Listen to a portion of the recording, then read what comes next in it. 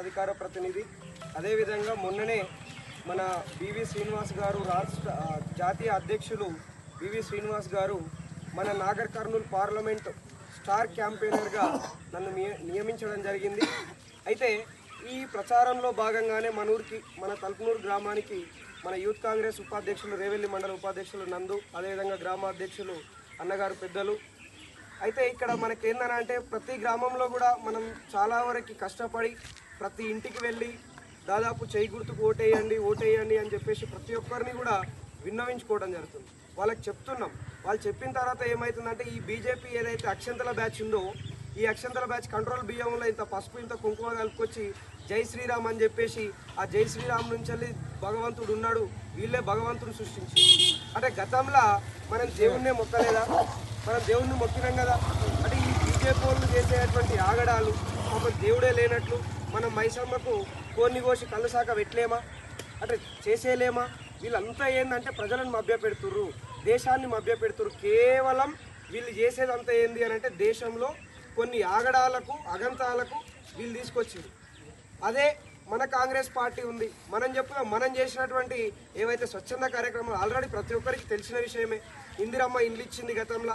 ఫ్లాట్లు కూడా మన దళిత బిడ్డలకు హరిజనవాడలో దళిత బిడ్డలకు ఫ్లాట్లు కూడా ఇచ్చడం జరిగింది. మరి అదేవిధంగా ప్రతి ఒక్కరికి రేషన్ కార్డు ఇవ్వడం జరిగింది. ప్రతి ఒక్కరికి ఆరోగ్యశ్రీ పథకాన్ని తీసుకురావడం జరిగింది. అదేవిధంగా 1992 సంవత్సరంలోనే డ్వాక్రా మహిళా సంఘాలు అని చెప్పేసి పివి నరసింహారావు గారు ఈ డ్వాక్రా మహిళా సంఘాలను తీసుకొచ్చారు. ఆ నుంచి చంద్రబాబు నాయుడు గారు వెలుగు అని చెప్పేసి దాన్ని తీసుకురావడం జరిగింది. జీరో వడ్డీకి మళ్ళీ వైఎస్ రాజశేఖర రెడ్డి గారు ఈ డ్వాక్రా మహిళా సంఘాలను మరి దీన్ని పునరుద్ధరించడం జరిగింది. ఇవన్నీ కూడా మనం చేసిన కార్యక్రమాలే.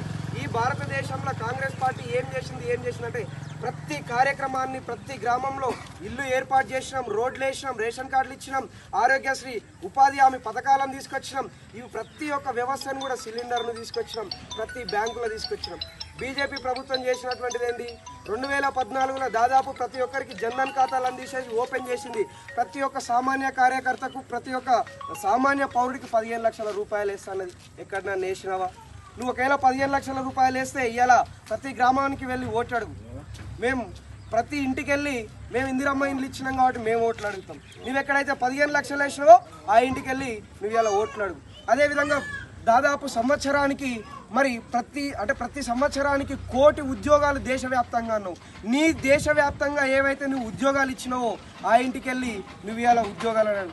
అదే మా ప్రభుత్వంలో మరి సంవత్సరానికి 40 లక్షల ఉద్యోగాలను మరి మన్మోహన్ సింగ్ గారు 40 లక్షల ఉద్యోగాలు ఇచ్చినటువంటి కేంద్ర ఉద్యోగాలలో మేము ఇలియాలో వెళ్ళి ఉద్యోగాలను అడగటం జరుగుతుంది. మరి అదేవిధంగా ఆరోగ్యశ్రీ తీసుకున్న ప్రతి ఆరోగ్యశ్రీ వ్యవస్థలో మేము ప్రతి ఏదైతే హాస్పిటల్లో ఉన్నటువంటి ఆ యొక్క రోగికి 4 లక్షల రూపాయలు ఇచ్చినాం, ఇప్పుడు 10 లక్షల రూపాయలు పెంచినాం. ఆ ఇంటికి వెళ్ళి మేము ఇలా కాంగ్రెస్ పార్టీకి ఓటేయమని అడుగుతాం. కాబట్టి ఇవన్నీ కూడా మనం ఏందనంటే ఇంకొకటి ఇక కాంగ్రెస్ ప్రభుత్వం వచ్చింది. ఈ కాంగ్రెస్ ప్రభుత్వం 100 రోజులలో ఏం చేసింది అని చెప్పేసి కొంతమంది ఈ ఎవరైతే అంటే మామూలుగా ఈ సగం తెలిసిన మిడిమిడి జ్ఞానం వాళ్ళు ఉంటారు. ఏం చేసింది 100 రోజులు అంటే ఉన్నది మొత్తం తినిపోయిండు, బొచ్చ చేతికి ఇచ్చిపోయిండు. ఆ బొచ్చని నిండుగా వేసుకోవాలంటే కొంత టైం పడుతుంది.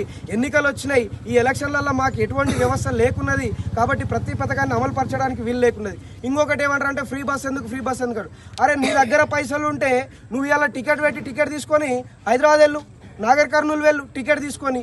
అదే నువ్వు ఫ్రీ బస్సుని ఎందుకు యూజ్ చేసుకోవాలని నేను టికెట్ ఇస్తా అని చెప్పేసి పైసలు కడతా అని చెప్పేసి యూజ్ చేసుకో. అంతేగాని మొగోళ్ళకు